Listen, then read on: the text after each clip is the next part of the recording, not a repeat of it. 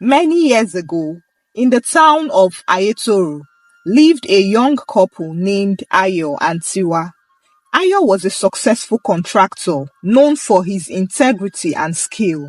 He was experienced in his field, having handled some of the most prestigious projects in that region.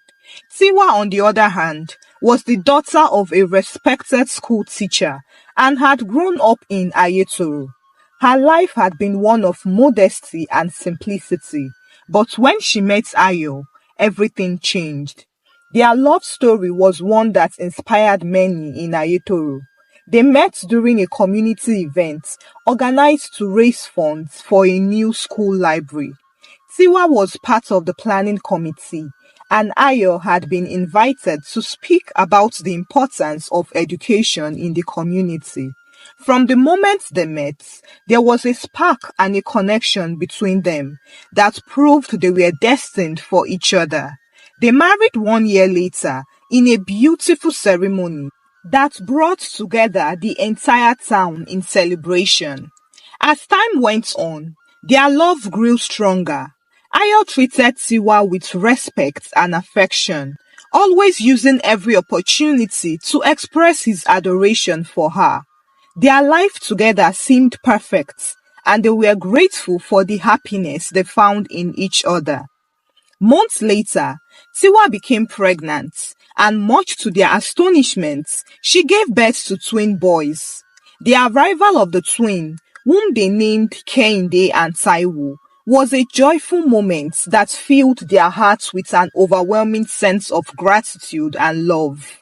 Although Ayo was often away from home due to his demanding job, he was fully involved and knew that he had to do everything in his power to support Tiwa. He knew the challenges of raising twins, especially since he was frequently absent, and so he suggested to Tiwa for them to hire a nanny who would assist her in looking after the twin boys. But Tiwa was skeptical about the idea. "My husband, I don't know about that, but from the scary news I've heard about nannies, I'm not sure I would like my children to be exposed to them."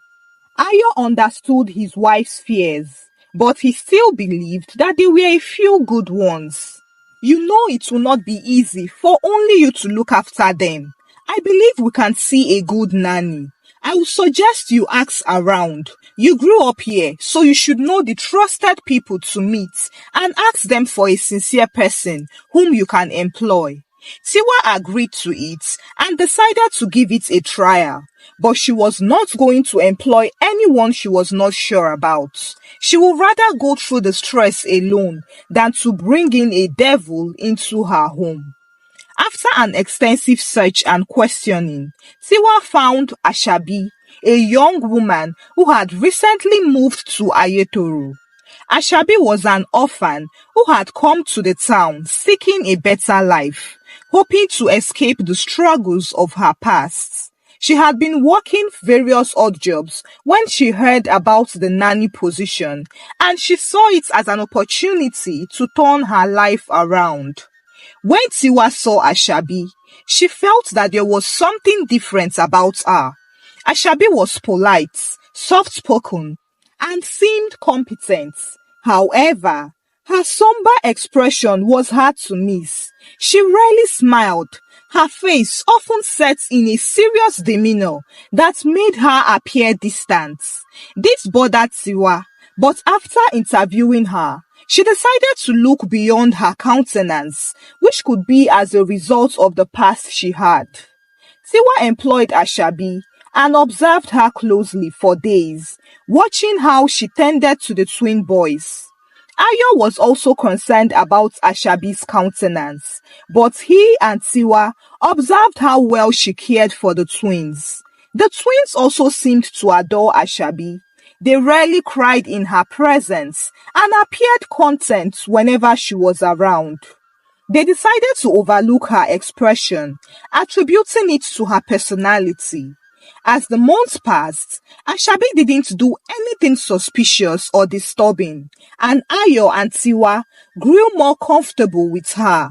and started to appreciate her presence, feeling reassured that their children were in good hands. One afternoon, Tiwa received a phone call from an old friend named Lola. They had been classmates at the university but had not been in contact over the years. Lola explained to her that she was struggling to find a job and was considering relocating to Ayetoro to try her luck. She had heard that new companies had been set up in Ayetoro and she hoped to get a space in one. Hearing about Tiwa's settled life, she asked if she could stay with her temporarily until she found her footing. Tiwa felt sorry for Lola but told her to give her some time to reach a conclusion.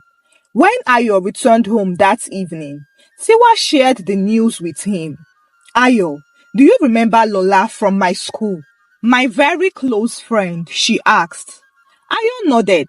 Of course, how can I forget? The one with whom you always did your assignments, right? That's correct, Tiwa laughed, feeling nostalgic. She called me today. She said she's having a hard time finding a job and she wants to come to Ayetoro to see if she would get a job in one of these new companies around. But the issue is that she has nowhere to stay and she can't afford a place of her own since she doesn't have a job yet.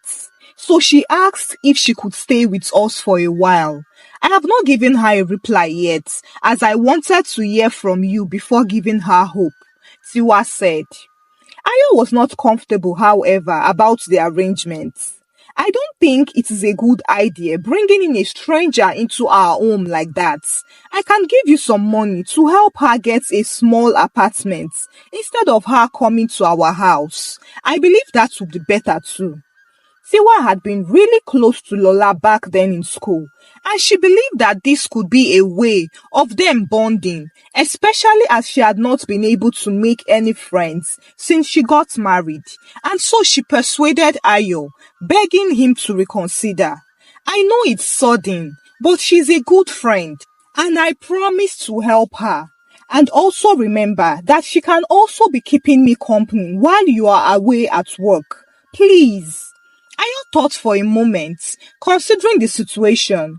He trusted Tiwa's judgment and knew how much her friendship with Lola meant to her. So, he indulged her. If you say she's a good person, then I have no objections. Let her come. Tiwa was glad. Thank you so much. I will call her tomorrow and let her know. A few days later, Lola arrived in Ayetoro. And when she saw Tiwa's mansion, she was blown away. It was evident that her husband was very rich. She entered inside and was mesmerized by the interior of the house. She turned to Tiwa and exclaimed, Iyabeji, using the traditional Yoruba term for a mother of twins. You have truly made it a beautiful home. A handsome husband, and adorable children. You are living in paradise, oh, Lola said excitedly. Tiwa chuckled, waving off the compliments. We are just grateful for what we have, Lola, and I am happy you are here with us now. As the days passed, Lola settled into the household, quickly integrating herself into the family's routine.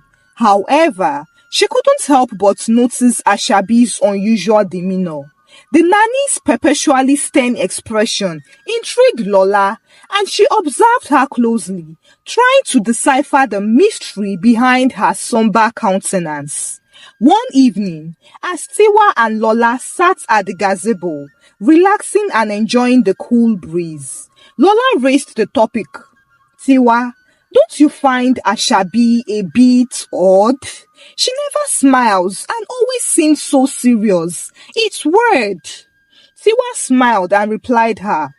At first, we thought the same too. But she's wonderful with the twins. They are comfortable with her and she's reliable. I think it's just her personality. Lola nodded, though still doubtful. If you say so, I just hope there is nothing more to it. Despite Lola's reservations, life in the household continued smoothly. Ayo, staying true to his word, began networking to find job opportunities for Lola, who was grateful for his assistance, and she would often express her gratitude by doing her best to help Tiwa with the children and household chores. Fortunately, Lola soon got a job and was really grateful to Ayo and Tiwa. She resumed at her place of work and begged Tiwa to be patient with her until she got a place so she could move out. But Tiwa objected and told her that she could still stay a little more with her.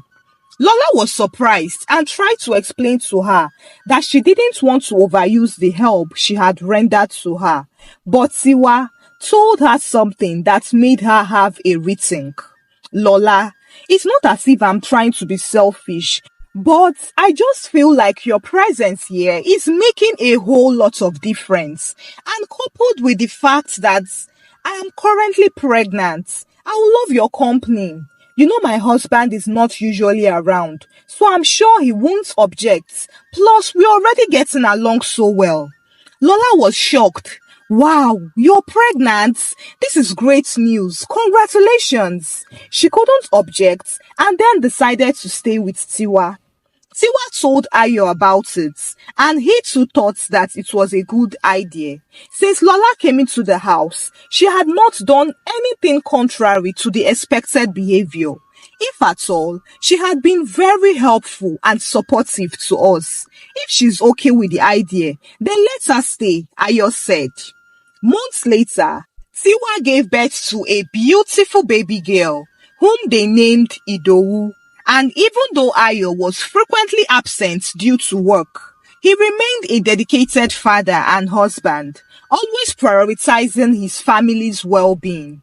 The loss of his mother to malaria many years ago had made him acutely aware of the importance of health, and so he ensured that his family received the best care possible. He made it a point of duty to always get natural supplements for Tiwa and the children so as to help build their immune system and make them less prone to illness and infections. He did not want them falling sick in his absence. Everything seemed perfect for Ayo and Tiwa, unknown to them that their dreamy life had earned them an enemy. Ashabi had been very efficient and the children got along well with her. Everyone apart from Lola got along well with her, as others did not see what Lola saw in Ashabi. Ashabi too had noticed that Lola was obviously hostile towards her for reasons she had no idea about. She didn't bother herself about it though and just avoided Lola. But Lola was bent on exposing the hidden mystery behind her and would always find fault with her, criticizing her at any given opportunity. Ashabi knew that Lola was a friend of the family, so she never disrespected or replied back at her for once. And then, one Sunday afternoon, while Ayo was away on a business trip, a tragic event happened that would change everything. Tiwa, the children, Ashabi and Lola were all at home, but Lola was sleeping in her room. Tiwa asked Ashabi to serve lunch.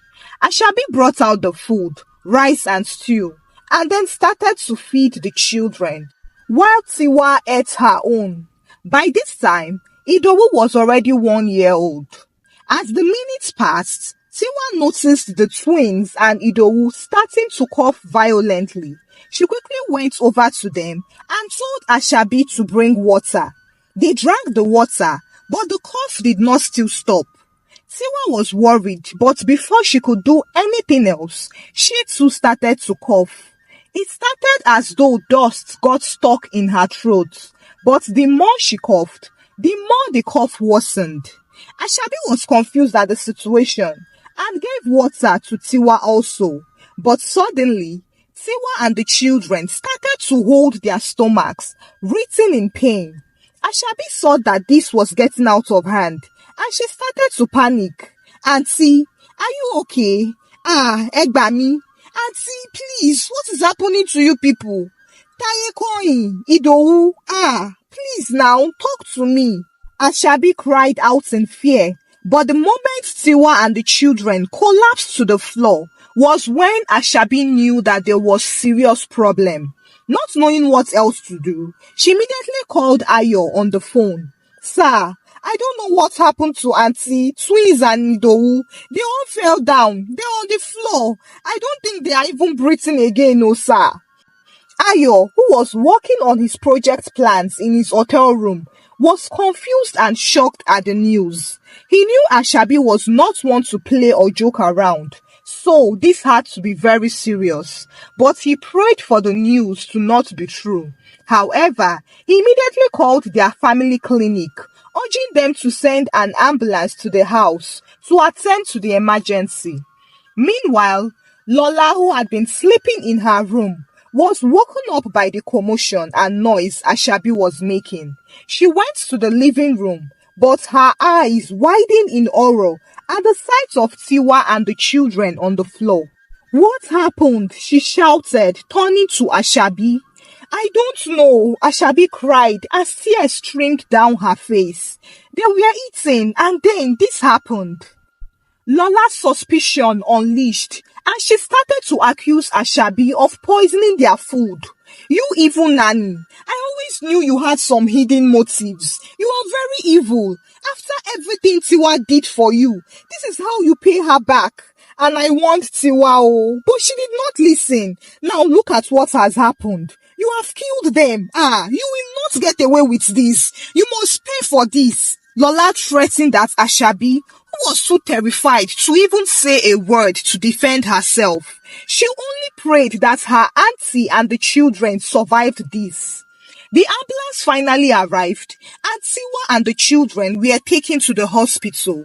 But by the time they got there, it was too late. They were all unconscious. But given Ayo's order, the doctors still worked tirelessly, trying to resuscitate them.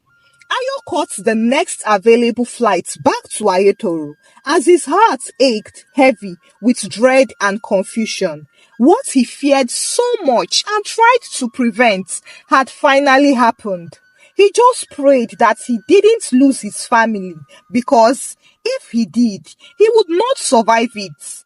When he arrived at the hospital, he was met with the devastating news. His family had been poisoned, and their chances of survival were slim. Dr. Okon, a kind man with decades of experience, explained the situation to Ayo in a quiet corner of the hospital. Mr. Ayo, we have managed to stabilize your wife and children, but they are in a coma.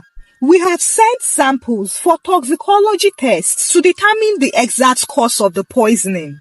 Ayo's mind spinned around as he listened, struggling to comprehend the enormity of the situation. How could this happen, doctor? Who would do such a thing?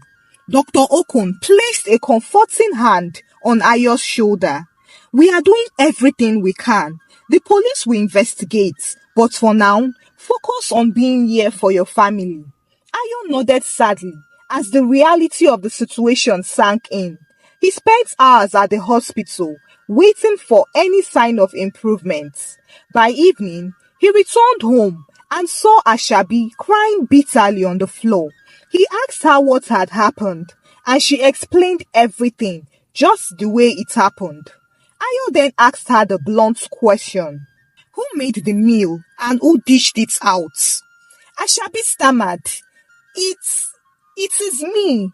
Immediately, Ayo's face darkened as he brought out his phone and called the police to come and pick Ashabi. In few minutes, the police arrived and bundled Ashabi away. She was confused as to what was happening, and so she cried out to Mr. Ayo to help her and save her from the brutal police. Lola sat in the living room in a somber mood as Ashabi was being whisked away. She was rather too shaken by the news to even say anything. She just prayed that her friend got better. The house that was once filled with laughter and joy now felt empty and haunted. Everything had gone from 100 to 0 within hours just because of one person's evil motive. Talking about motive, Ayo went to the station to know if Ashabi had confessed to the crime and mentioned the motive or the person who sent her. But Ashabi found it unbelievable that she was being accused for poisoning the family. Oga, I didn't do it. I can't do something like that. I can't hurt the children. Please believe me, sir. I am innocent. She cried and pleaded. Ayo, seeing that she was not ready to confess, demanded that the police applied pressure and tortured her into confessing her secret motive. On his way back, Ayo stopped by at the hospital, hoping for a good news, but there was no hope at all. His family were as good as gone. Devastated, Ayo returned home. Back at home, Lola tried to comfort Ayo, preparing meals and offering her support. But Ayo was consumed by grief and guilt, feeling helpless and alone. The thought of losing Tiwa and his children was unbearable, and he blamed himself for not being there to protect them. 1 month passed, and his family were yet to recover. 2 months passed, and still the same hopeless news, and it was safe to say that they were already gone permanently, and Ashabi would pay for committing such grievous crime. Ayo also kept the news of their coma to himself. With the way he was acting, one would think that his family were gone forever. Ashabi was still in the station up till now, and no matter how hard she was tortured, she still maintained that she was innocent. Lola, on the other hand, was determined to stay by Ayo's side. Her behavior grew more bold as she openly expressed her feelings for him, hoping to win his heart now that Tiwa was out of the picture. But Ayo, though grateful for her help, couldn't reciprocate her feelings. His heart belonged to Tiwa, and he couldn't imagine a life without her. Lola was not discouraged though, and she continued to try to make Ayo come out of grief. She knew that Tiwa would have wanted her to do so. Tiwa would not have wanted Ayo to go through such depression. 3 months soon passed without any positive news, and then, one fateful morning, Ayo received a call that changed everything. Tiwa and the children had awoken from their coma. The news brought a mix of relief and disbelief, and Ayo quickly rushed to the hospital to see his family. As Ayo entered the hospital room, his heart leaped for joy at the sight of Tiwa, awake and alert, with their children lying on their individual beds too awake.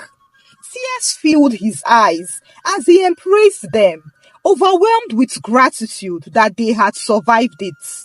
Tiwa, my love, Ayo whispered with an emotional voice. I am so sorry I wasn't here. I can't believe this happened to you. Tiwa, though weak, smiled softly at him. Ayo, we are okay now. That is what matters. But it hurts to know that someone tried to wipe I and my family off. For what exactly? Who did we offend? Did they find out who did this? Ayo hesitated and then explained the situation to Tiwa. Ashabi was arrested. The police thinks she poisoned the food. Tiwa's expression shifted to one of confusion. I don't believe it, Ayo. Ashabi wouldn't do this. She has been nothing but kind to us. I know we had our reservations about her initially, but think about it. She has never done anything to make us complain or suspect. She didn't do it. I'm very sure about that. Ayo was taken aback by his wife's words, but something in her conviction gave him a reason to rethink. Tiwa, are you sure? If it wasn't Ashabi, then who could it be? I don't know, Tiwa replied with a firm voice, even though she was tired. But we need to find out the truth. We owe it to Ashabi to find out. Ayo knew Tiwa's instincts were usually right, and he believed he had to think out of the box to unravel this mystery. If not, his family might get hurt again by the same person. They then decided to bring Ashabi to the hospital to hear her side of the story. When Ashabi arrived, She looked fragile and weary from her stay in custody. Her eyes widened with surprise and relief when she saw Tiwa and the children alive and well.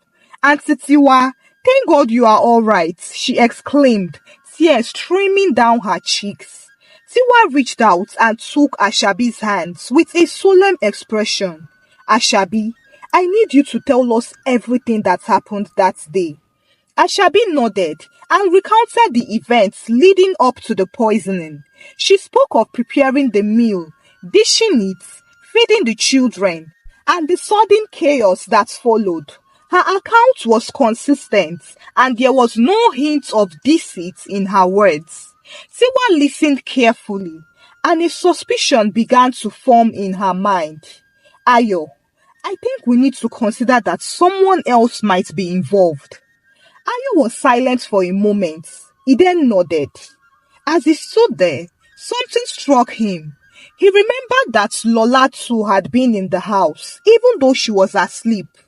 Going by the way she had been trying to seduce him for weeks, and always reiterating the fact that Tiwa is dead.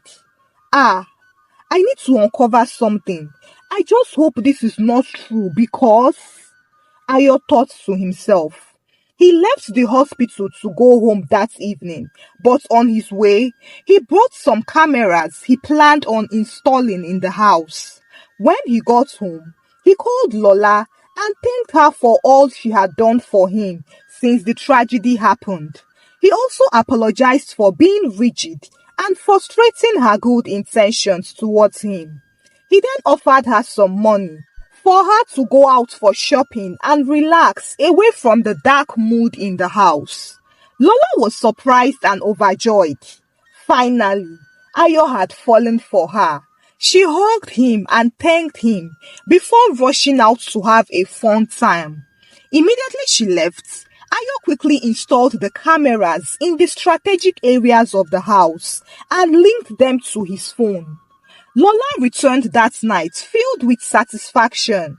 She had just tasted what it meant to have surplus and spend without restraint, and it felt so good. She was glad that this was going to be her reality now. By the time she got back, Ayo had already slept, and so she didn't bother disturbing him. She would thank him properly tomorrow. The next day, Lola woke up to a breakfast by her bed. She sat up and was shocked to see Ayo sitting by her bed smiling at her.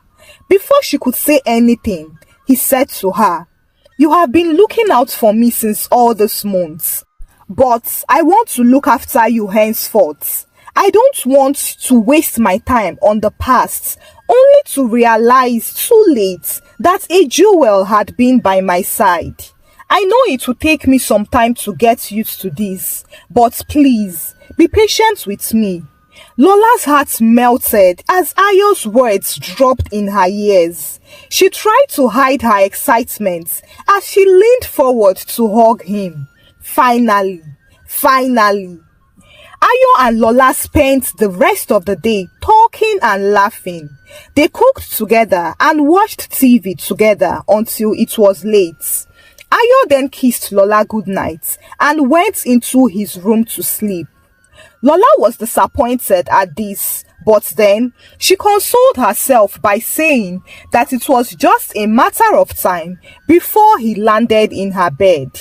The next morning, Ayo and Lola were in the living room watching TV when they heard a knock on the door.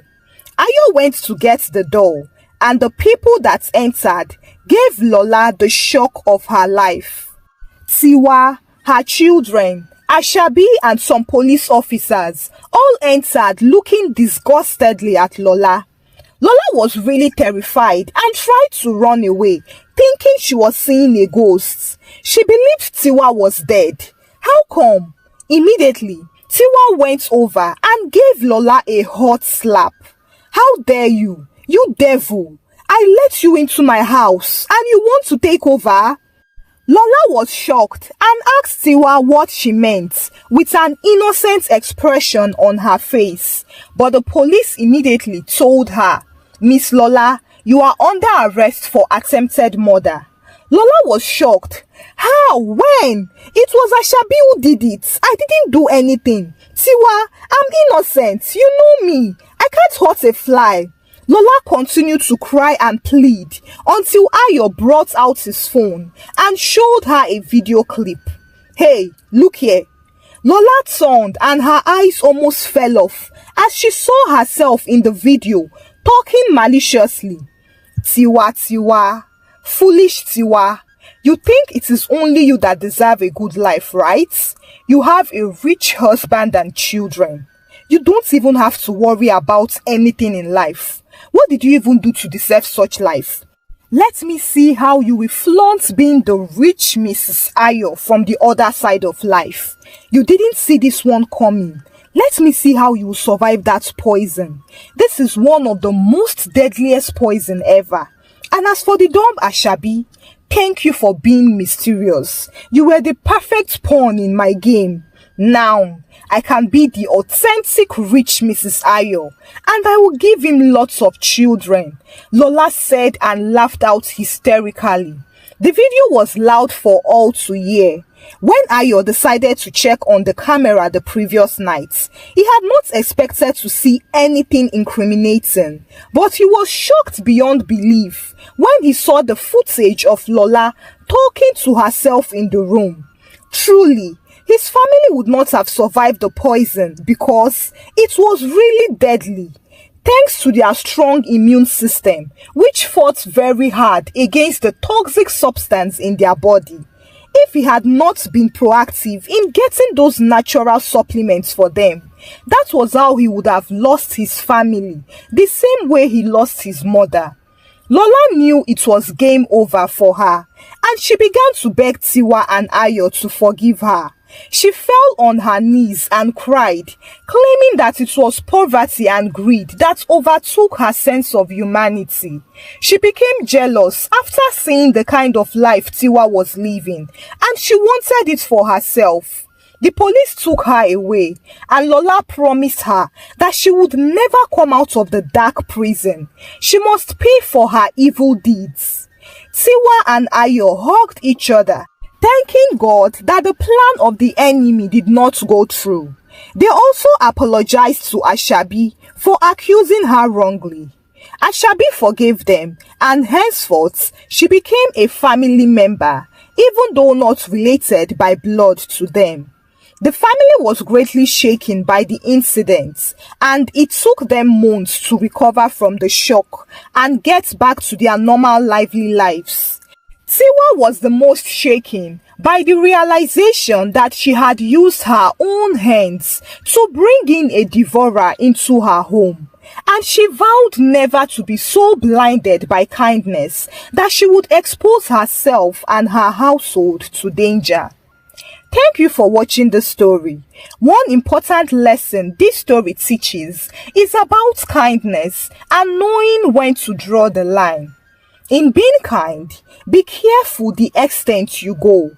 Some dogs you see suffering just need strength to recover so as to be able to bite you to death. There is no crime in giving a little bread to your hungry brother, but be careful so that you don't lose your bakery to him. Some people are best helped from afar. Not everyone should be let into your private space. Let me know what lessons you learned from this story. Have you been hurt before by someone you brought very close to you so as to help? What did the experience teach you? Please share this awareness story out with your loved ones. Subscribe to this YouTube channel if you've not done so by now. And also give the story a thumbs up until I bring another interesting story your way. Bye!